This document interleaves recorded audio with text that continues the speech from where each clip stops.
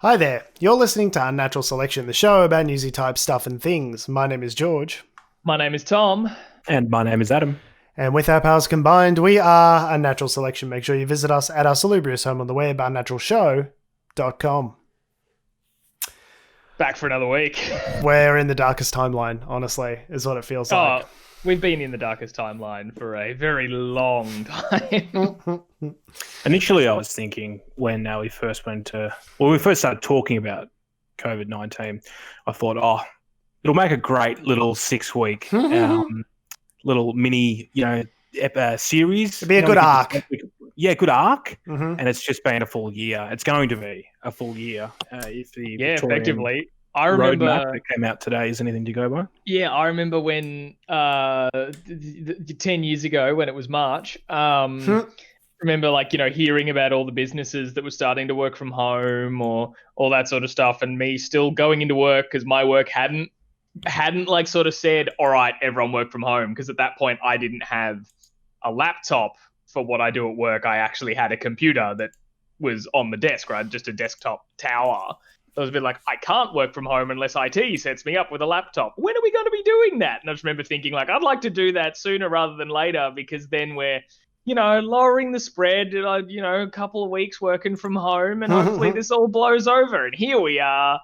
What is it? It'll be 6 months in 2 weeks, I think, that have been working from home.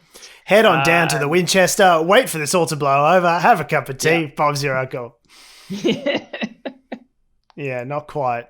But yes, so the reality is sinking in for a lot of us that it looks like that this will be a rest of the year thing. This is just our lives now. This is what life is. With today, because as frequent listeners will know, we are based in Victoria here in Australia, and Victoria has been under some stronger restrictions due to COVID-19 rather than the rest of the country, mainly because we had a rather intense second wave maybe 6-7 weeks ago. I'm pretty sure if you listen to angry LNP supporting family members, Tom, it's because Dan Andrews personally gave the coronavirus to people because of his union mates. I think that he personally got it in his hand in a little petri dish and grew it and actually jammed it down people's throats. Right. Because of just go to the camera there, George, and that. just demonstrate that action again for me. Okay, yep, just right in there. Yep. Yeah, has that gag reflex. Jesus Christ, you two. So that's a thing. And we went into a stronger lockdown about, 5 weeks ago? 5 weeks ago is when I don't stage even know 4 anymore. What is time? Well, we've got one more week, and it was 6 originally. But we don't have one more week because that's what they announced today. So today our Premier announced the roadmap. Everyone loves a good roadmap. He actually announced, he went, psych! The roadmap to what it's going to take for us to ease back to normal. And I know we've all got some good with some strong opinions on this. Whatever could you mean, Tom? Oh yeah, but essentially what they announced, because people were hoping that they'd be saying, well, in a week we're out of stage 4 restrictions. You can travel more than 5 k's from your home, blah blah blah. But that's not quite the case. Rather, what they announced was that there are going to be several steps providing by certain dates we've hit certain case targets. So they've extended stage 4 by 2 more weeks. So rather than ending on September 13, I believe September 28 is sort of the deadline for the first criteria. And I think that criteria was if we're seeing between 30 to 50 new cases as a daily average across 14 days.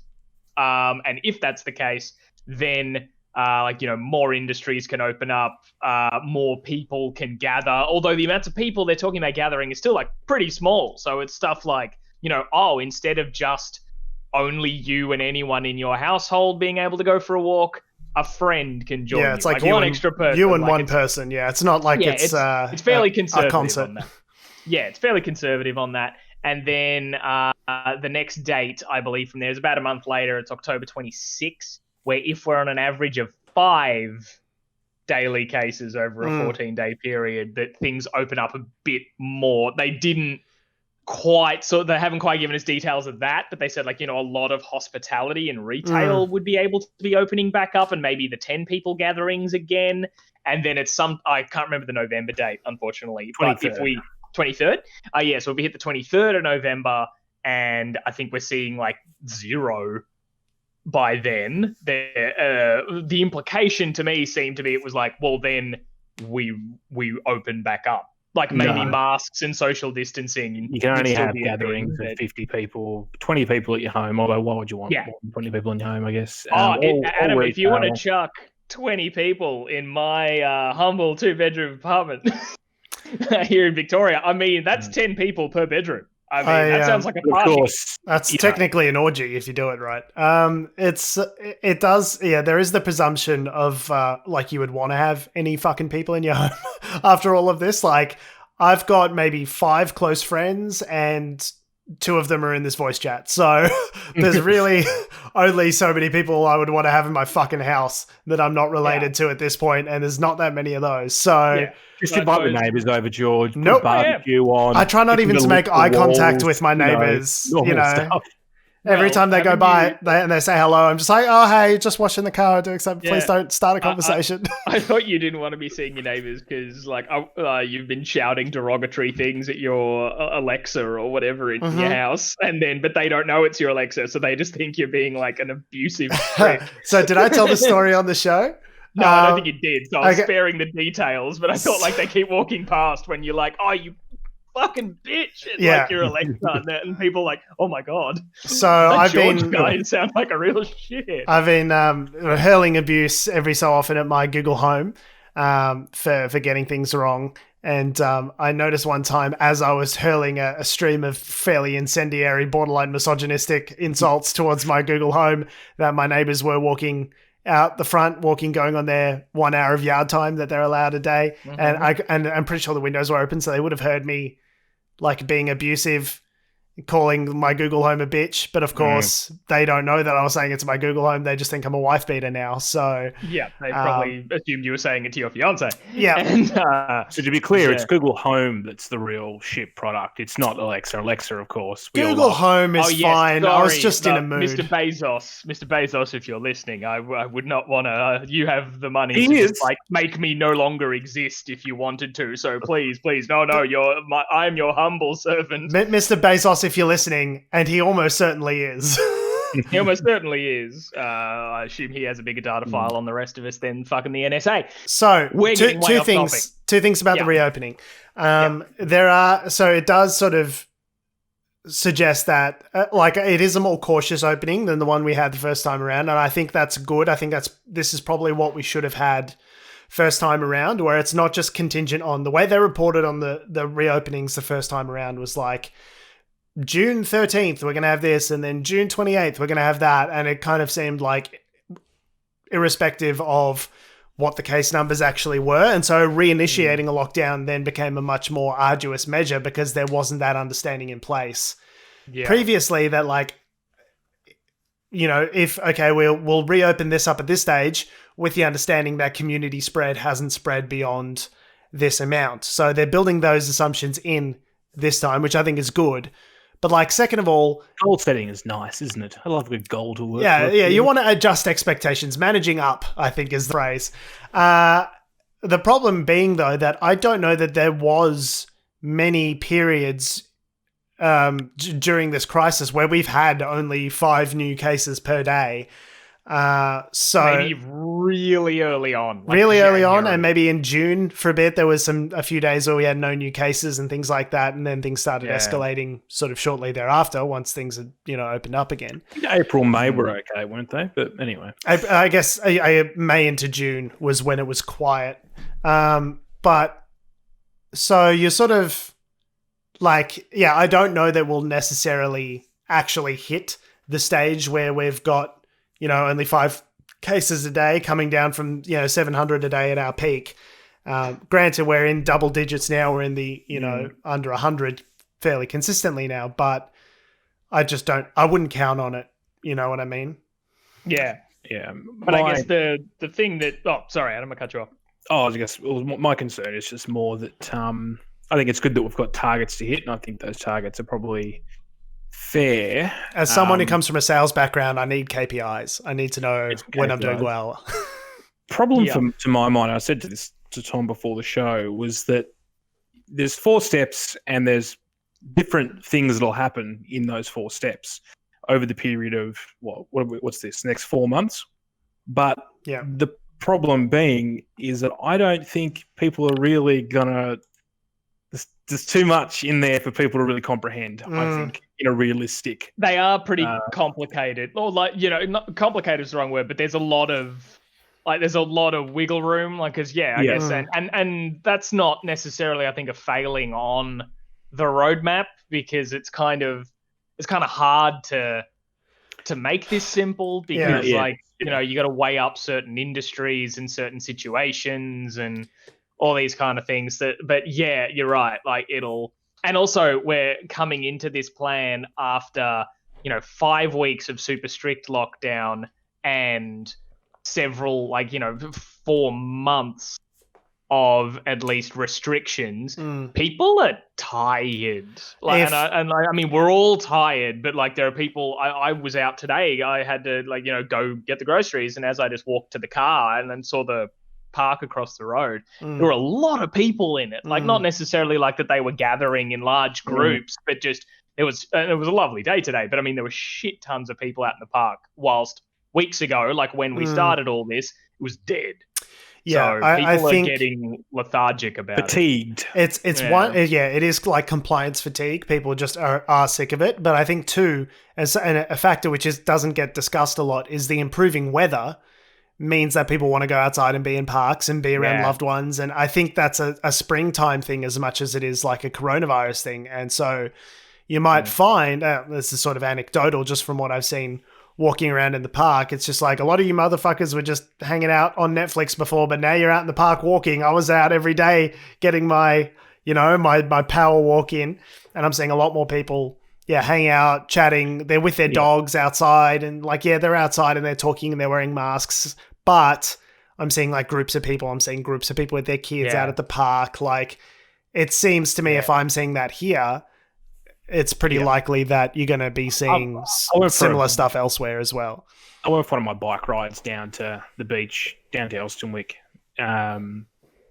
yesterday, and obviously because of a 5K restriction, you now know roughly where I live. And there's probably 1,000, maybe 400, 300 people along the width of that foreshore, which goes for sort of 2 or 3 kilometres. But I think my point being is that with these restrictions, you give an inch, people will take a mile. And does that therefore mean that the effectiveness of these rules is there's no point doing it anyway? Two things. I think they've probably built some assumptions around the percentage of compliance that they're likely to get into this modelling. So they're probably taking some of that into account, and that's what's dictating the rules. And 2, I wouldn't underestimate how we adapted to the mask thing pretty readily. Within the space of a week, there was an announcement that, if you want to wear a mask in a place where you can't socially distance, that's probably a good idea. And as I recall, it was a week between that announcement and mandatory mask wearing in Melbourne. So interesting that and we all adapted to that pretty quick. The day that mandatory restriction came in, which was only a few days later, basically everyone that I saw had a mask on. So I think we adapted to the increasing restrictions really rapidly when they were introduced, and I think so it's entirely possible that we could adapt as well coming out, especially with the proviso of if you don't, we're going to get locked down again, and nobody wants that. So if you hang that that stick as opposed to a carrot, that stick behind all of these sort of things saying, hey, if you don't do this, we can go back to stage 4 lockdown if you prefer. I think you might get some pretty good compliance out of it. And Victorians, as a whole, have been really good, actually, percentage-wise, with adhering to social distancing, masks, restrictions. I guess my point being is that it's not so much about... It's more about just people understanding the rules as opposed to anything else.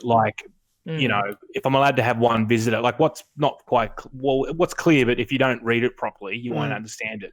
There's the one visitor thing for people that are living by themselves. So you actually have to nominate who that visitor is. And in one of the other restrictions, that the second phase is that a family can nominate one other household that they can share time with, but you have to nominate that household. It isn't any household. Right. What my assumption would be for things like that, people are going to go, we'll just call the Joneses over this week, and then we'll call the Browns over the next week, and that aspect, I think, is going to be where it gets a bit murky, and whether or not you've got a separate family over every single week, and then it just sort of defeats the point of. Yeah. I think you're going to need to rely a lot on good reporting to essentially tease those differences out and let people know those phased restrictions and how they're going to work in very simplified dot point form as they occur. Because you're right, it is easy to just have a rule of thumb where it's like, don't go outside. Like, hard to fuck that up, right? Unless you have to for work. And that's fairly straightforward. But like, one person nominated by a thing, and then they can come over, but only on every second Tuesday. Do I write it on a piece of paper, then put it in the post, or do I keep it in a secret box at the top of my shelf, or do I submit it online? Like, what does nominate mean? There is something to be said for simplicity, and simplicity in that communication is going to be very important. But I suspect we'll see, like, the ABC in particular has been particularly good with their sort of rolling live blog coverage of this whole crisis, and how, sort of simplifying in dot points, like, this is what you can do when, this is how you can do it. Like, so yeah, fingers crossed that we'll get some good reporting. But given the state of the media this week and every other week, it may or may not be forthcoming. We'll see. Yeah. And I guess the quick question on my mind is, will the people that are firm believers that our civil rights are being destroyed through this lockdown, are they going to be happy with this roadmap? Well, Dan Andrews announced it, so obviously not. Dictator Dan is a piece of shit, and don't tread on me, 1776. Magna Carta. Magna Carta. The 1948 Charter of Bunnings Customers' Rights clearly states this is horse shit. I saw I think it was a Batuta headline about how Bunnings, like, in the light of that story with the woman who was quoting the 1948 Charter of Human Rights at as to why she didn't have to wear a mask in Bunnings, a hardware store, story that we discussed a few weeks ago. It was like Batuta's like The Onion's, like satire. It said compulsory courses on constitutional law now to be taught to all new Bunnings employees, or something like that. Like, it's like, you can work in the paint aisle, but have you done your course on the Magna Carta? That's the key question here. But it's definitely struck a chord with, I think, a lot of people. As we've discussed, there's been a lot of misinformation going around, and has there? I think there has been. Yes. There has. Okay, sarcasm. Yeah. Yes. Funny, he was playing funny buggers with you, Adam. Yes. Okay. And I think that has, as we've discussed in previous weeks, that combined with people's fatigue, frustration, anger, that has all culminated in what was effectively a protest yesterday. Look, I'm happy to say, so it was a protest, an anti-lockdown protest in Melbourne's Shrine of Remembrance, because military, I guess, I don't know. And it happened all over Australia, by the way, as well. It wasn't just Melbourne. There was some in Sydney and other capitals. So I always get, I'm always interested in these, like, freedom junkies and how they sort of operate in the focus. A friend of the show, Jack, is writing in, where were yesterday's libertarians when Dutton put through the anti-encryption laws? Yes, excellent question, Jack. The things that they choose to focus on, these, sort of far-right, freedom-humping libertarian types, because it seems as though for Western Australians or South Australians to be protesting lockdowns in solidarity with Victoria is, like, obviously horseshit. Like, it's like, you're in the Pilbara, mate. Your nearest neighbour's 30 kilometres away. Like, you don't have, you in effect have no restrictions right now compared to us. Like, you don't have the right to protest. Well, you do have the right technically, but I feel as though you've got little to be protesting about. Enjoy the sunshine, you piece of shit. And number two... No, they can't go to Bali, George, so let's all get upset. So that's oppression, obviously. That's tyranny. But like number two, I'm comforted that of the, whatever it was, couple of hundred people that turned out to this protest in Victoria, considering Melbourne's a city of like 5 million people, a couple of hundred morons turning up to a protest at which they were promptly arrested seems pretty good. Like, as a hit rate, like, that's a fraction of a percentage of the amount of people that are in this city. Like, that's good. That's not bad. You got to think of it in those terms. What do you guys think? I saw it summarized in a great way. Adam, you'll have to forgive me because this is a Simpsons reference. But someone had edited that moment in The Simpsons when the Simpsons fall asleep in church. Like, the premise of a whole episode is they just keep dozing off during a sermon, and they each fantasize a different Bible story that they put themselves in as starring roles. But at the end of the episode, they wake up and realize they slept through the entirety of church. They're alone in the church. Everyone must have seen them, but the rapture happened. And they go outside and the earth's burning and stuff, and they're seeing like the Flanders get lifted up to heaven because they're perfect. And then like the stairs to hell or something open up in front of them, being like, Simpsons, come this way. But then the heaven light hits Lisa, and Lisa starts like being lifted up to heaven, but Homer goes and grabs her by the leg. It's like, where do you think you're going? And they just redid that with Lisa being daily cases going down and Homer being anti-lockdown protesters. Being like, cases going down, come back. So it's like, yeah, the very thing that you want to end is contingent on you not doing this. As it has always been, by the way. Yeah. Like, this has always been the case. If we have reduced new case numbers, the lockdowns go away. That's the point of them. Like, I think part of the problem is that, there hasn't been a set target like there is now. So that's without a fixed point to shoot towards. I think a lot of people have sort of jumped on this bandwagon because it seems like they could go on forever. Plus, with the news of we could extend it for periods of up to 4 weeks for 6 months. Yeah. I think that's fueled a lot of the angst. Look, in all fairness, though, like the targets that they're talking about, the statistical modelling has been done like in consultation with University of Melbourne, University of London, I think, or something as well. Like, they used a supercomputer basically to run hundreds, thousands of different scenarios as to what the levels would need to be. Like, it's not an easy process to just be like, is corrupted. You can't trust the data.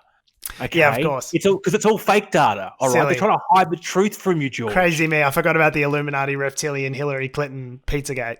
Yeah. So. Oh, yeah. COVID isn't real. It's just a part of like them trying to control us. But like to say like we didn't have goals. Like, yes, I agree. Goals would have been good earlier, but it's also not easy to come up with those. Unless you know exactly, unless you've got some idea of the modeling as to what that might involve. And how it would work exactly, like, and that's not easy information to get. So, and then also at the same unsurprising time, that it's been not forthcoming. Yeah, like having like goals not only for case numbers, but then also I understand people frustrated with not having like dates, kind of like, because then knowing where the end is, like really helps, I guess, with your mental health going through all this. When you feel like, when is lockdown going to end? I don't know. And I just need to keep doing the right thing until they tell me that it's safe. Like, yeah, there'd be a lot of people going like, but when is this going to fucking end? But the very nature of the problem we're dealing with makes that hard because stuff changes. Because it's not just a matter of, like, as much as people are calling it tyranny and all that sort of stuff, and that what the government says, like, yeah, effectively thanks to the emergency powers or like state of emergency, all that sort of stuff, allows them just to snap their fingers as to whether or not we're locked down or reopened again. While, yes, it is dictated by this group of people, the very nature of the problem means that shit changes all the time. So if they were being woefully incompetent, they would have pulled a whole thing like similar to what the States was doing for a while, being like, oh well, yeah. Oh, actually, no, I think they still did it right with their like their supplement to people financially in the States. They were just like, oh, yeah, and you get that until this date. And then as it was getting closer and closer to that date, people were like, hey, so we're still dying by the tens of thousands every day. And, I'm rounding up by a lot. We're all dying, and so we might still need that money because we can't work. And they're like, no, we said till this date. You're good. Hard date. And there have been some efforts, recently, like obviously the Democrats had a new package ready to go, and then the Republicans are like, yeah, we'll deal with that in a couple of weeks. It's not urgent. And then, they're on recess, and it was a whole fucking clusterfuck. And also there's an election. I love the Republicans seem to be consistently willing to put a gun to their own head and threaten to pull the trigger at all times. Like, I'm fucking crazy, I'll do it. Like, it's like, bro, you're doing this to yourself. This is easily avoidable. Thinking outside the box. I think it's important to have numbers. It's important to have an end date. But I think the problem is this is a really complex problem that we've never seen before. And Australia's actually done by all, and like for all intents and purposes, we've done really fucking, even Victoria, who had a second wave, have done really fucking well compared to other developed countries and how we've handled this, the US being a perfect example. So, to have anger and ire towards our leaders at this time when we are more or less the envy of the world seems like extremely... like ungrateful. It's not ungrateful, George. The truth is out there, and it is just an excuse. Okay, COVID's not real for one. First off, obviously, we've got to get that out of the way. Sorry, Adam, I keep forgetting. Sorry, just to reiterate that it's not real. Just because all of the evidence in the world indicates that it is real, and in fact, quite what dangerous. Happened in Spain? Let's Italy, that was an anomaly. Not a thing. Anomaly. US, don't worry about it. I have it on good authority. Spain's not even a place. That's true. Have you ever been there? Case closed. Yeah. You ever seen Spain and you in the same room? Spain is just a VR headset that they put on you while you're sleeping on the plane, and you think you've actually gone around the globe. It turns out you've just gone to Perth. So you can't trust the media. So what that means is if the media is reporting on numbers in Spain, then you can't. It's not real, obviously. So we'll just ignore that. The data is corrupted. Yeah. But no, look, there is evidence, guys, that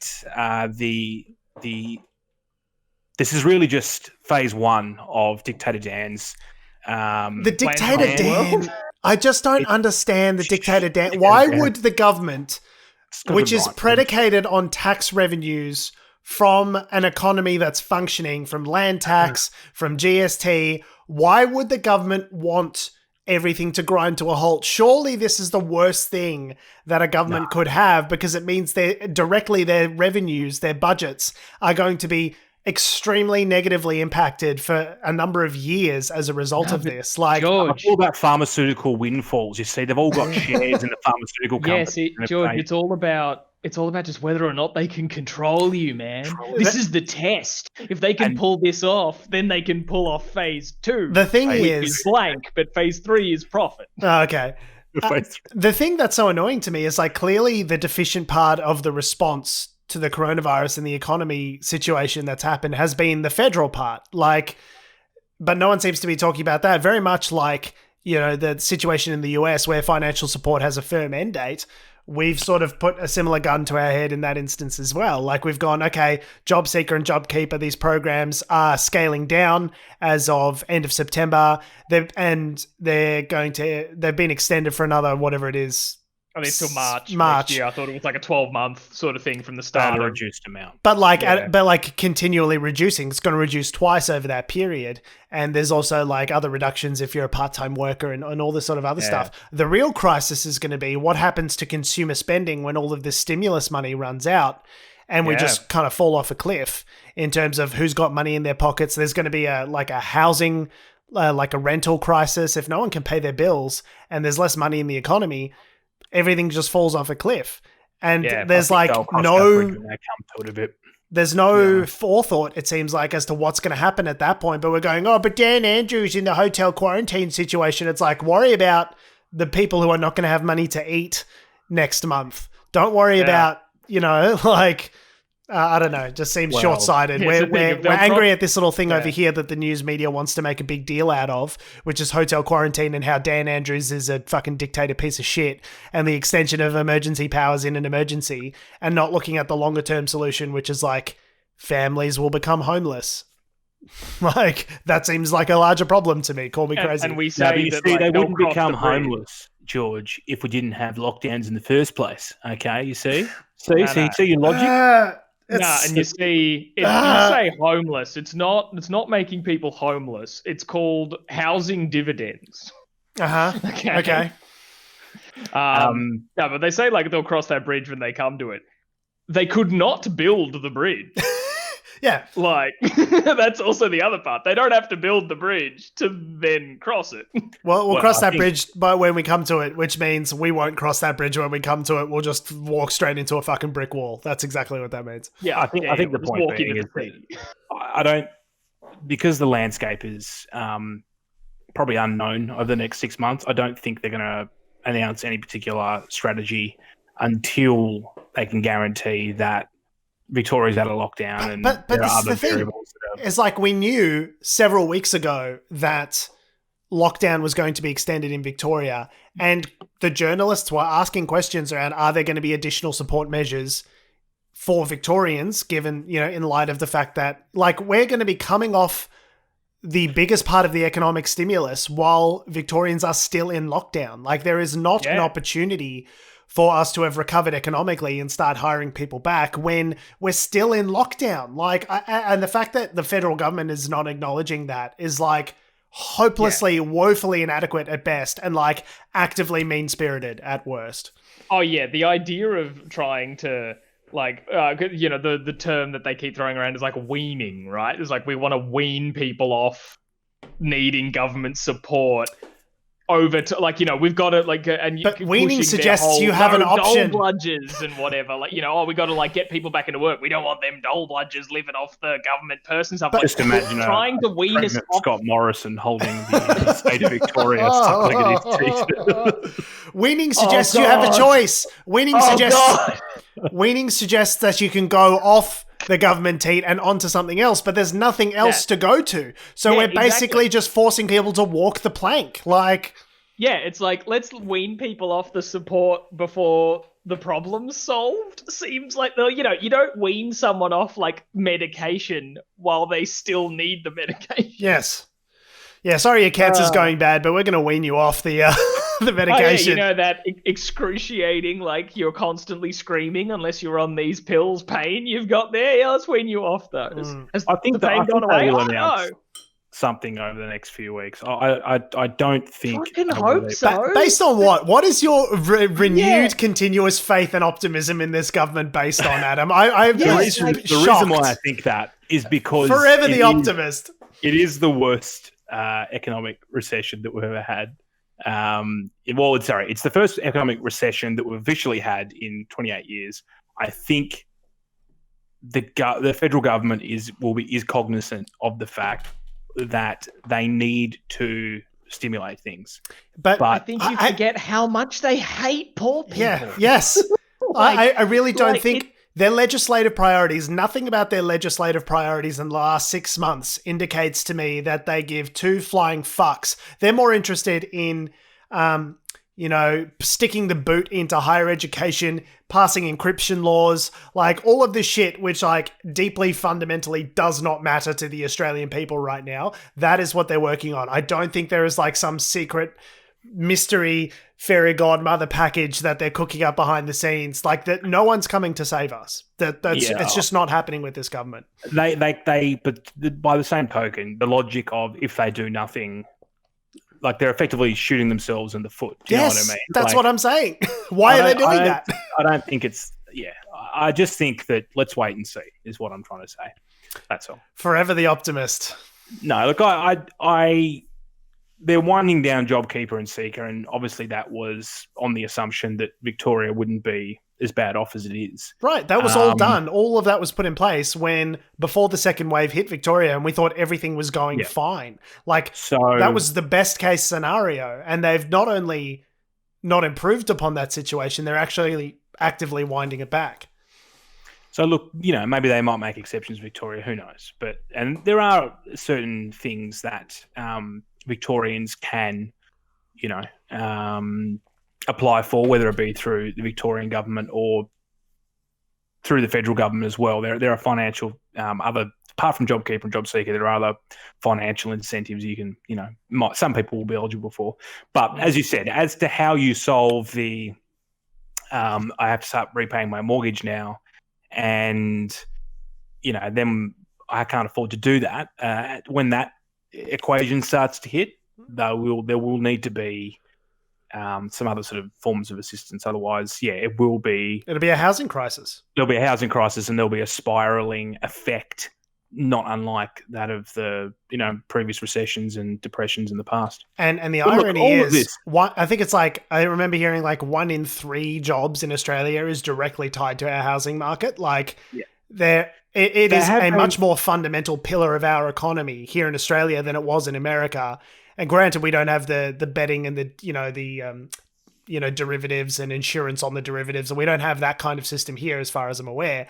But like they did in the US, which spawned the housing crisis in 2008. But like, it makes up a huge part of our economy, and if you've got people that are so illiquid that they are foreclosing on their houses and having to emergency sell in order to survive, and that's happening to tens of thousands of people, which crashes property prices. Like, you could just see it getting really out of hand really quickly. It could get bad. But look, as someone who works in the property industry, those who can afford to buy and build are still doing so. It's probably more around renters and renters being able to pay rent, and how that flows on, I think, would be probably a larger part of the equation. Yeah. But again, we'll see. This was all part of a segue that I was trying to make sarcastically into. You know better than to bait me, Adam. You know better than that, mate.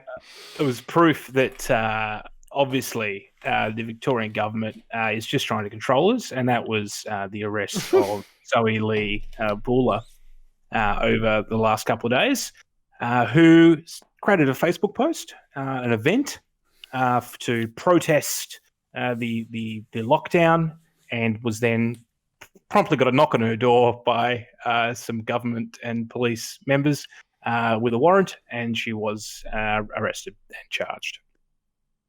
And it was all captured on video. So I expect this is what happens when you illegally organise a protest during lockdowns. Was anyone else expecting anything different? I don't know. Well, turning up at the house, knocking, and handcuffing a person in their home when they don't seem to pose either a flight or violent risk is a bit extreme. I don't. I don't know. The door knock, maybe. I don't agree with putting her in handcuffs and having her arrested. I think that's probably slightly draconian. It seems clear that the police were wanting to make an example out of her. Yeah. But the fact is, organising a protest where potentially, if it goes viral and thousands of people congregate and they pass the virus to one another and people end up dying as a result of that, it is dangerous. And I don't think, she seems all reasonable on the tape where she said, oh, if you guys have contacted me, I would have taken it down. And it's like, well, would you have, though? If you just got a nice call from the police officer saying, please take it down, would you have said, go fuck yourself, coppers? But I guess they also haven't been doing this to other organisers of protest events, either related to lockdown or not. Well, the Black Lives Matter protesters were fined, as I recall. There was action against them as a result. I think they. I haven't seen the follow up from that. I remember them saying that they would fine them. But I suppose that's still different, right? They just applied the law as it was of the gathering. You fined. There you go. I was just sort of saying, at least applying the law as it was written equally in that sense of that. Yeah, the punishment for gathering like this is a fine. If you plan to gather like this, there might be fines, and then there were, rather than door knock, kick in. I don't know if they kicked in. They did. Door knock and handcuff at home. Yeah. Charged with incitement. That's what she's been charged with. So she hasn't I mean, it's not. They haven't given her a fine for breaking a particular chief. Well, I guess because the protest didn't happen. Like, but it was also Black Lives Matter stuff. That event occurred. But hang on, but that was also in a different like level of restrictions and lockdown. The Black Lives Matter protest occurred when we weren't in stage 4 restrictions like we are now. Or stage 3 in Ballarat. I think it's Ballarat where she's located, something like that. Bendigo? Miners' Rest. Whatever. A more rural Victorian setting. Not metropolitan Melbourne, which is under different restrictions. I'd love to see that clip, Tom, if you'd like to bring it up. My mouse just did something real weird. Yes, certainly. This is where we got to do the old share the screen. As to who took the footage and who put it online, I'm not exactly sure, but it definitely the right-wing media has definitely jumped all over this and has been sharing it as, I guess, an example of fascism, if you will. Yeah, I saw some very responsible journalism from The Australian literally using the word fascism. I was like, well, that's a bit much. I would say it was maybe slightly disproportionate use of police power, but I wouldn't describe it as jackbooted thugs coming to get your mummy in her jammies. Like, it's a bit much. Have you guys got the feed? Yeah. I do. If you could, max it. Awesome. Yep, maxed up. So we started. This is about 30 seconds into a 7 News report on the situation. What on earth? Excuse me, what on earth? Just put your phone down. Can you record this? I'm in my pajamas. What's this? An ultrasound in an hour. Yeah, she's pregnant, so what's this about? I have an ultrasound in an hour. Let me finish and I'll explain. It's in relation to a Facebook post, in relation to a lockdown protest you put on for Saturday. Yeah, and I wasn't breaking any laws by doing that. You are actually. You are breaking law. That's why I'm arresting you in relation to. How can you arrest her? That's turn up a little bit. Can't you just say to her, take that's the as loud as it post? goes. Come on. I'm happy to delete the post. This is ridiculous. Yep. Yeah. But I have to give you these caution and rights. You understand? Yeah, that's fine. I'm happy to delete the post. This is ridiculous. This is in front of me. That's fine. Maybe giving evidence. You understand that? Yeah, that's fine. But my 2 kids are here. I have an ultrasound in an hour. I'm happy to delete the post. You also have the right to communicate with or to communicate with a legal practitioner. You understand those rights? Yeah, this is ridiculous. Yeah, this is a bit unfair. Come on, mate. No, what about she just doesn't do the event? Like, it's not like she's done it. Well, she made a post. Already committed the offence. So I'm not going to. So that's an offence. Oh, sorry. Yeah, this is buffering for some reason, but you get the idea. That's about it. Yeah, it's sort of. I'm quite. I don't know. I'm quite on like sort of their side in this instance. A bit like. You've just jumped in to handcuff a pregnant woman in her pajamas. Does it matter if she's pregnant? Yeah, I was going to say. No, not so much that it matters. I hate that the fact that she's a pregnant woman has entered into the discussion as well. Like, I've got an ultrasound. It's like, all right, I may have committed the murder, but I've got an ultrasound in 20 minutes. Irrelevant. But that's not the point. That's a different kind of crime that we're coming in there for, right? Like, it's an instance of like. I don't know, just coming in to handcuff a person just to be like, you did this thing, when really, especially when they're talking about like, that you're giving evidence or that we want to talk to you about X, Y, and Z and all that sort of stuff.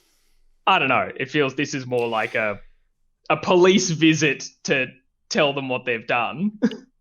I think the police's response is that they did everything by the book and within their power. So as far as the police are concerned, they haven't overreacted. When you like arresting people is apparently pretty standard. That said, you can arrest someone and not put them in handcuffs. So no, I think you're not even obligated to put an arrested person in handcuffs. I do think it was disproportionate, but the way that the right-wing media is talking about it in such shrill, high-pitched tones seems also disproportionate to the attention that the story should be getting. Yeah. Yeah. It's one of those things that, it's like it's not a great look and not disproportionate, but it's also I wouldn't use this as an example of, holy crap, we're becoming a police state. I think there have been plenty of other instances that are much more appropriate to take that angle. Tom, this is just one example of the draconian laws being enforced and people getting arrested, tackled to the ground because they're just expressing their rights. Like this is probably the thing, and this is the kind of what I just carried on with then is the kind of shit that, Sky News are frothing over. And in fairness, there have been like millions of dollars worth of fines collected throughout stage 4 lockdown. So you could use that as an example of, yes, there has been rigorous enforcement of these rules. But by the same token, if people are flaunting them, then, there's going to be consequences to that. In order to mount a credible response against people who break these rules, you need to have examples where you say, hey, this person broke the rules and this is what happened. They got fined, they got charged. And it's beside the point to say oh, she'll take it down, take down the post, because as he said, the offense has already been committed. Whether or not you take it down, people might show up at this point because of the actions that you've taken. People will show up as a result, regardless of whether you take it down at this point. I'd be very interested to see what the definition of incitement is in the Victorian legislation. She's due to face court, obviously in a couple of months. But I'll be interested to see whether or not this passes the mustard as incitement. I do think they would. You know what I mean? Well, going out of their way to make an example of it, for sure. Yeah. But I think the problem is that if you go and look at a social media post, it's a lot of standard fare Twitter conspiracy theory horse shit that she posts and reposts. It's I do think her sort of yummy mummy exterior is a really good. She's just a 28-year-old mum in her pajamas. That's a really easy access point to go, look at this sympathetic white lady who's this, this beacon of goodness and the jackbooted thugs that are coming to take her away. But this is how people get sucked down the road into this bullshit conspiracy theory 5G nonsense, is through nice looking avatars like this lady. They're able to go, well, this isn't, it's not so bad. It's just organizing a protest. It's she is the perfect victim for this sort of thing. Does that make sense, what I'm saying? Yeah. I've got the legislation here as well. So incitement, using the Victorian Crimes Act as an example, prosecutors must establish beyond a reasonable doubt that the accused person incited another to do something that would result in the commission of a criminal offence, and that at the time of the conduct, the accused had an intention that the offence would occur. So that's the second part of it's there where that ticks the boxes for me. You've asked people to come out in a time of in Ballarat stage 3 restrictions, which is committing an offence. Depends about how you define intention. So you could reasonably assume that there are a lot of Facebook events that occur in sarcasm. Or as with sort of, you're blowing smoke up my ass to say that this was a sarcastic conspiracy theory. Could you reasonably expect someone to attend that protest? Yeah, I mean, yes, and I expect people will turn up on the day because they've Streisanded affected this now to the point where it's got national media coverage. People will turn up on that day. I guarantee you. Well, I guess that's the other part of it, not the attention to it, making it probably a bigger event than it otherwise could have been. But I don't know. But what about all those I think it was September 1 that this initially was, but it was September 1 we get on the beers in Fed Square for Dan Andrews, that Facebook event was organised ages ago. I don't know if it was done with it. I don't think it was posted within stage 4 because probably we would have known the dates by then. But the exact thing of that would have been an offence to do. Enough people to turn up in that sort of instance. Was the intention to get people to actually commit an offence at the time? I don't know. If people actually turn up, then yes. I think it was during when groups weren't supposed to be gathering in those numbers. In the Area 51 example where they had a Facebook group about storming Area 51, you go, that was just a joke. But people did turn up. Like, yeah, people turned up. Oh, yeah. It wasn't many, but like, guys, you have to understand Corey that people... Worthington established that the Facebook event it has the power to attract thousands of millions. Yes. Corey Worthington, I'm not who was a teenager many years ago, who famously put together a Facebook event page for a house party, which turned into basically a house burning, a house destruction. And famously was on the news. It's a thing of like, I'm not disputing the effect of like, that creating a Facebook event or things like that can obviously, lead people to attend these kinds of obviously creating an event and advertising said event could result in people attending that event. I mean, you find someone who disputes that, and I'll eat my hat. But I think my point is more that in a lot of other instances of similar sorts of things, of like people like creating you're using social media, viral marketing or whatever to advertise your event for something for people to gather. Often the response tended to be the police saying like, if you turn up, this is unlawful and you will be fined, rather than just going and finding the person who started the Facebook event and arresting them. Like, yes, but I don't know. In a situation where you got a pandemic, where it's too little too late at this stage to allow these events to go ahead and then fine people afterwards. Right? I would rather that the police are on top of it in advance and prevent the event from ever occurring, if at all possible. Now, should they have been so heavy-handed? I don't think so. But like, if you have a situation... Sorry, go on. Sorry. No, sorry. No, finish your point. I was just saying, if you have a situation where you can... I'm not saying Minority Report, where you're anticipating people's crimes in their heads before it happens. That was going to be my point. I think that's the only way you could do that, is if you're stopping people before they type it and press post on the keyboard. Yeah, but certainly you have an opportunity when the thing is posted and when you can start seeing it, you can see it start getting some traction. You have an opportunity then to shut it down before it really takes off and occurs. So I'm not annoyed with the intention as much as the execution, if that makes sense. Oh, definitely. The right-wing media going like, saying like, oh, it's just a mum in her jams, like poor little defenseless lady. It's like, no, she's an adult. She's in her late 20s. She knew exactly what she was doing. Like, her ultrasound can be rescheduled. You can reschedule an ultrasound. Apparently the Victoria Police did it for her. How's that for service? No Sudanese teenager gets that. Well, this is the other thing. It's very interesting. Is whether or not that's also true. People don't get up in the fervour when it's a person of colour being treated this way. We do, but the people who are getting up in arms about this don't. Yeah, the white privilege is it's pretty rife. But I actually think she'll get off. I think there is a way you could argue out the second part of that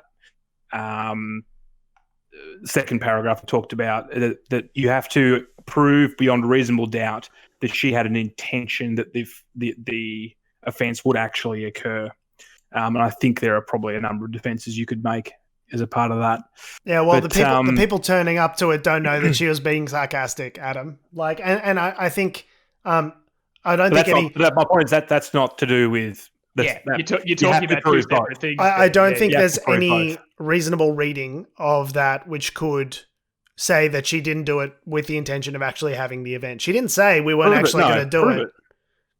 That's the point, though. I think I don't agree prove it beyond reasonable doubt, and I think there's enough. I think putting up a Facebook page which is not intentionally funny shows intentionality, that you want people, specific people that you've invited to a thing, to show up at a specific place at a specific time in contravention of the law. As far as I'm concerned, that you've just ticked all the boxes. Like, that is an offense. Mm-hmm. You can argue as to whether that legislation is fair. You can write your fucking local member of parliament if you don't like it, but like, that's the law. And by your reading of it, it seems to me pretty clear that you broke the law. So, George, you don't write to your local member. What you do is you write to the governor okay, and appeal to the higher power directly. First of all, you Google who the governor is.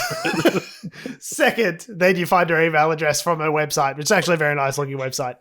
And then you write her directly. And you ask her to circumvent democracy by preventing the passing of a law which has passed both houses of parliament. That is democracy, Adam. And if you don't know that, you're not paying attention.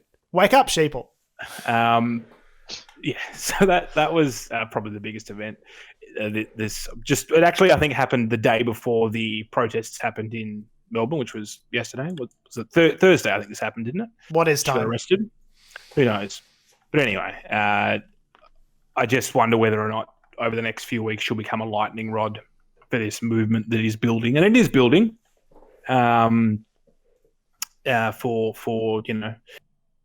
their rights to be free and everything else. What we could do is just get like Kangaroo Island or something, just like an island off the coast. Pick an island anywhere in Australia. Tom's already reeling from what I'm about to say. Go on. Everyone who wants to be free. Hear him out. Everyone who wants to be free, just chuck them on the island. Like, I don't know, Norfolk Island's far enough away. Tasmania. I don't know if the local residents of Norfolk Island would be particularly keen on that, but put them somewhere and they can just be free. You know what I mean? You see, we get them and we build these camps and then we put them in those camps. Where they can really concentrate on being free. They can concentrate all the time on being free. We'll call them concentration camps. Yeah. How will we get them there? We can put them on trains. We'll put them on trains. It'll be great. Jesus, Adam. No, I'm just saying is you could have, and this is actually not another way apart from having, this is one of the things that I think a lot of the far right have been proposing. One of the things is that rather than quarantining everyone, that you try and segregate certain sectors of the community. So you isolate aged Segregate care. is a good word to use there, Adam. It's good. Lots of good associations with that word. I was going to say, I think the right wing have very much been thinking about putting people in camps and segregation. They've been segregating all along. Yeah. You could isolate aged care, or you could say, that anyone who's potentially who wants to not be in this enforced lockdown they could move to a certain area of the state or whatever. Do you know what I mean? I think rather than this sort of one brush, but it's not practical. It's not practical, but this is one of the things that people have been. One of the ideas that's been floated around. We'll rebrand Tasmania as Freedomtopia. And anyone who wants to die can go to Freedomtopia and get sick and die there. That's a hell of a plan. The Premier of Tasmania is very adamant that the borders will not be opening, before they're ready to. So, yeah, I don't know if Tasmanians would be happy with that, but I don't know. Just out in the middle of the desert somewhere, just in the open, just have a Burning Man. This is what happens, by the way, when you have a totally free, open society, is everyone goes and does mushrooms and has orgies. And, actually, it doesn't sound too bad to be honest. Yeah, I was going to say, you say that like that's a bad thing. I mean... It does sound slightly chaotic. I don't think the trains would run on time in that particular scenario. No. What trains?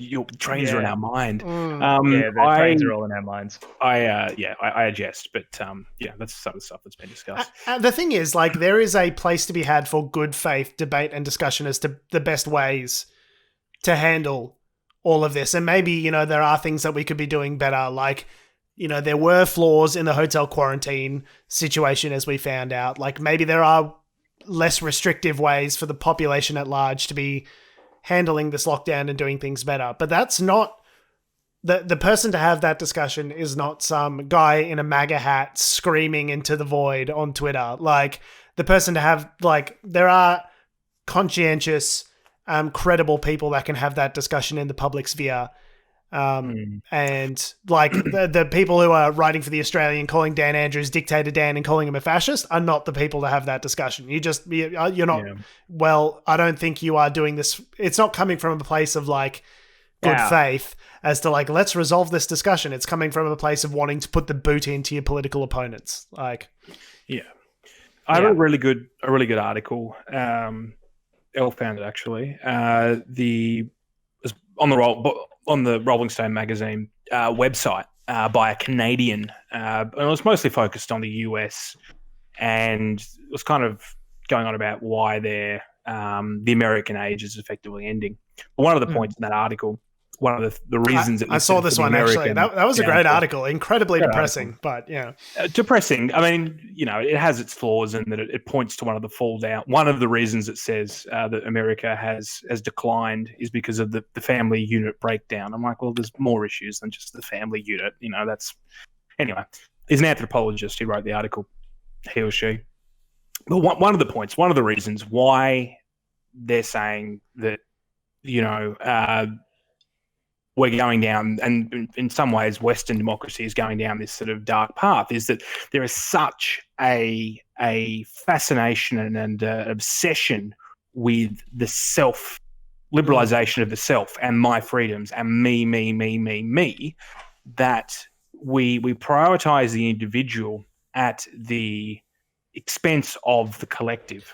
Yeah. And the example they used, or the difference between the various things, was that when World War II ended, and during World War II, the collective action that the American populace were happy to adhere to and be like, yeah, cool, we're going to roll with that because we're all working towards this singular goal to try and achieve something, which was obviously to win the war. The people were willing to work, double shifts. People were willing to forgo certain civil liberties. People were willing to buy war bonds and productivity was insane. Like some of the stats they were giving, in factories, for instance, they were pulling out ships every couple of days. A Liberator, a B-24 plane was built like every couple of minutes. So the point being is that this... Yeah, could you imagine the Ford car company today doing anything for anyone except building cars? Like, they'd be like, fucking make me, bro. And the concept was that, you'd go home at the end of your day and you would spend time with your family. Now it's like everyone will work, but you'll work to further yourself, and that the ability for you to like worry about the larger issues doesn't matter. As long as you're earning enough money, then that's all that matters. Point being is that, and it's the same sort of thing here with Victoria and my freedoms, is that where these people are so focused on, and this is the problem with what's it I'm looking for? Not liberalists, libertarians. They're so focused on the individual that they forget about the collective. Yes. And that's the inherent problem with them. And the funny thing is, like, I have some libertarian sympathies. Like, there are certain things where I'm like, you hear about some guy out in the bush who like got his water, they're like, you got to hook your water up, otherwise, because of this, sort of benign bureaucratic regulation, and then that ends up, sort of like, forcing a course of events which gets him to lose his house. And like, and the libertarian part of me goes like, yeah, that is government tyranny. That's wrong. And like, when I hear about metadata retention laws and, facial recognition, like the libertarian part of my brain, like, but at the same time, you need to recognize that we live in a collective. Like, a pandemic is not the time to exercise your completely untrammeled rights of total freedom. Like, it is no coincidence that the cultures that have suffered the most as a result of the coronavirus are the ones that have the most individualistic cultures. The United States is very much an individualistic culture. We made fun of the Chinese early on because of the human rights implications of like how they were handling the lockdowns in Wuhan. Literally locking people in their houses. Welding people into their houses. And, and then you've got the Americans that won't wear a mask because it might possibly benefit someone else conceptually in theory. So like, two ends of the spectrum, isn't it? There's a happy medium between those two. I like, certainly you don't need to, trammel the individual at the, for the sake of the collective totally, because that's like communism. And that's like, we see how that turns out in emergency situations like, Chernobyl and a bunch of others. But also you can't have completely untrammeled, unrestricted freedom. Like in a pandemic, it just doesn't work. You need to have a sense of the collective. There's a philosopher whose name escapes me now, but his main piece of work was, what do we owe to each other? And it basically talks about a moral philosophy and ethics of contractualism. Like, what is morally right for me to do is to consider how my actions affect the people in my community, and by extension, the people in my country, and by extension, the world. And I think that is a more useful lens through which to see the world at this current moment than freedom. We talk a lot about freedoms. We do not talk a lot about responsibilities. And I think that's a problem with Western democracies that we won't easily overcome. I'm glad that we're slightly closer to the collective side of the spectrum than the Americans are. But it doesn't mean I also don't worry about our freedoms. I do worry about government overreach, particularly on the federal level right now, which these libertarians are the ones that are in arms about the lockdown, seem to conveniently forget when it's their side of politics that's, taking the freedoms. I do wonder what they'll think about the new Facebook terms of service. That, excellent segue, Adam. Will be coming up in October, 1st of October, apparently. My rights, myfreedoms.org. Yes. So it depends how you view this one. I guess we'll discuss. But Tom, what are they doing? Oh well, this you might remember from our last episode. It was our last episode, wasn't it, where we talked about this? Who knows? What was it? We talked about this a month, a year ago? Who fuck knows? 40 years ago. What is time? Yeah, whatever. But the whole thing of we were talking about Google more specifically. But Google talking about they're going to have to pay for Australian news content, and it's going to just warp how we see things. And I just imagine someone at Google turning his pockets out and going, me no have no money. It's no money I have. And it's like, just like a Smaug pile of gold behind him. Yeah. It's like, if we have to pay for Australian news content, we might have to make you pay for some of our services. Anyway, so that was all going on because of legislation that Josh Frydenberg's office put forward regarding media sort of restrictions on search engines and all that sort of stuff. And the legislation specifically targets Google, and Facebook was the other one. And the other day, when was this? Earlier in the week, around the 1st of September, was when I just opened up Facebook to have a look at something on my phone, and it popped up with a notification saying that they're updating their terms on October 1, 2020. And the update consists of just an extra sentence in one of their clauses. And that extra sentence is, we also can remove or restrict access to your content, services, or information if we determine that doing so is reasonably necessary to avoid or mitigate adverse legal or regulatory impacts to Facebook. Yeah. No, I wonder what that's in relation to. I don't see the Freedom Humpers having a protest about this, interestingly enough. We're talking about, it's government overreach, complete government, it's jackbooted thugs coming to meanwhile, they're uploading their entire lives to Facebook and Instagram and Twitter. They've got bigger files on you than the fucking Stasi. That's fine. But, having to stay inside during a pandemic, is a restriction of my freedoms. That's beyond pale. That's beyond. But yeah, so just them just throwing out the idea of just updating their terms to say that they are allowed to either to prevent you from accessing at all or limit what you can access in terms of your own content, and then the services or information if they determine that doing so, adverse legal action. Kind of implied to me, and I'm not a legal expert, but what it implied to me was them. It sounds like they're covering their asses, that they're just going to be like, well, you just can't see news on Facebook anymore. We have the right to just do that. Or now, I wonder whether it's part of that, or whether it's also just in response to the whole fake news situation. So it gives them power to take down stuff, which could be dangerous if, people turn around and go, Facebook, why were you sharing, or why did you allow this post to be up there? And it means that they could argue anything that has an adverse legal effect to them. They can remove down. See, I kind of read it. I read it the other way. I read it almost like as a shot across the bow. Like if you like create a legislative framework where you might have adverse effects on our product, we can just go, oh, fuck you, we're just going to take Facebook away from Australia or something like that. Like, sort of a threat. That was the implication that I sort of got from that. That's how I read it as well. Just being like, well, if they're going to put this law in, we might just take away Facebook. You agree that we can just take away your ability to access like news sharing. Like, just take away that feature. Does that just mean that if you go share a link share an ABC link or something, or whatever it may be, a news article, that it just deletes the news article because they don't want to have to deal with the.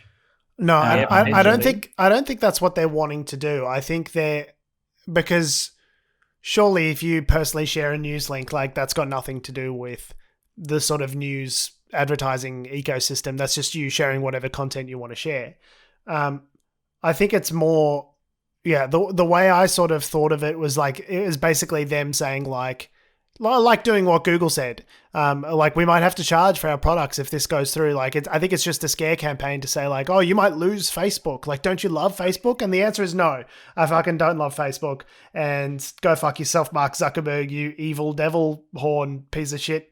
He said while streaming on Facebook. Yeah, but this is exactly the problem, is you own the monopoly on attention now. So if anyone wants to have attention on their shit, they need to go through Google or Facebook. So for them to turn around and say, like, no, you can't do that to us. And if you do that to us, we'll take all of the attention away from every news organization that exists, is exactly the problem, is that you have too much power in this attention economy. So like, they're just proving the point. They're proving the point exactly correct. I guess from my end, it's a very broad term, which they could apply however they want. And that's definitely the intention, right? Yeah. So it's a catch-all. I mean, they could use it to stop the spread of fake news, or they could use it to take down news articles that they deem to be, in contravention of the code that's been worked on at the moment. Zuck, please take away Facebook. Please, bro. Please take it away. I don't want it. Nobody wants it. Is this evil metastasized fucking attention cancer that ruins our lives? Fucking please take it away, and then we can all move to Discord chats, and we don't have to fucking worry about feeding the Zuckerberg ever again. Fucking please, bro. I dare you. But I love having my profile, and I like seeing how many friends I've got, George. It makes me feel good. You like to quantify your friendships? I like to, basically, my profile is a value judgment on me as a human being, so that's not toxic at all. Mm-hmm. No, not at all. Sounds healthy. Can't find anything wrong with that. And on that note, speaking of can't finding anything wrong with anything, on that note, we always have been Unnatural Selection. Oh, you want me to do it? Yeah, go ahead. You can follow us on all of the social medias that do or ever will exist in all their bullshit glory, including Facebook, funnily enough, and Twitter, Instagram, and TikTok. Have I missed any? I'm in my 30s. I miss social media platforms all the time. YouTube as well. Hey, I use that one every day. At Unnatural Show, and you can follow me on Twitter at Tom D. Heath. You can follow me on Twitter, Instagram, TikTok, and YouTube at George Tsipos. You can follow me on Instagram at AC Doreen, as well as my fabulous beard. Yes, the beard is very fabulous. You want to know how long I've been in lockdown for, boys? This long. Actually, that was the other part of the lockdown. I realized with the announcements that hairdressers allegedly wouldn't be a thing maybe until November-ish because of like the case. I think to open up. It was mentioned in one of the ABC articles. I'll look into it, but I'm already feeling oh God, my hair is just getting long and awful and out of control. And just got to get some clippers, bro. Just got to bite the bullet and do it, man. I may have to do it. I may have to trust my partner to cut my hair. And you can follow us all down to the Shrine of Remembrance, where we'll be registering our discontent with the government while getting justifiably arrested. Thanks for listening to the show, guys. Love your faces. Appreciate your attention. And we'll see you next week. You do realise that there's a massive irony of us just backing out Facebook and YouTube and Google people while then asking people to simultaneously follow us on those exact platforms. But I believe we're self-aware enough in that irony that it makes it okay. Satire. I mean, It's not hypocrisy, it's satire. You can follow me on Pinterest, but I don't think it'll do any fucking good. Thanks for listening, guys. See ya.